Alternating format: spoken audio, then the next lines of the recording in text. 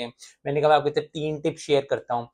2 tip खाने की हैं और 1 टिप जो है वो जो है ओवरऑल लाइफ की है। पहली टिप ये है कि जब भी आप खाना खाएँ तो अपने कार्ब्स जो हैं वो at the end of the day रखें। अब at the end of the day का मतलब क्या है? अब ये नहीं है कि आप रात को आइसक्रीम खा लें। अगर आपकी 2000 कैलोरी है और आप जो है उसमें 400 ग्राम कार्ब्स खाते हैं, 200 ग्राम कार्ब्स, जितने भी आप कार्ब्स खाते हैं, उतने कार्ब खा लें। मैं आपको अपनी एग्जांपल समझाता हूँ। जिस तरह मैं एक टाइम पे 300 400 ग्राम्स ऑफ राइस खाता हूँ, तो मैं 150 पहले खाऊंगा, फिर 100 खाऊंगा, फिर जो 50 बच गया ना वो मैं थोड़ा सा खा लूंगा, या सोने से 3 घंटे पहले मैं ऑरेंज खा लूंगा।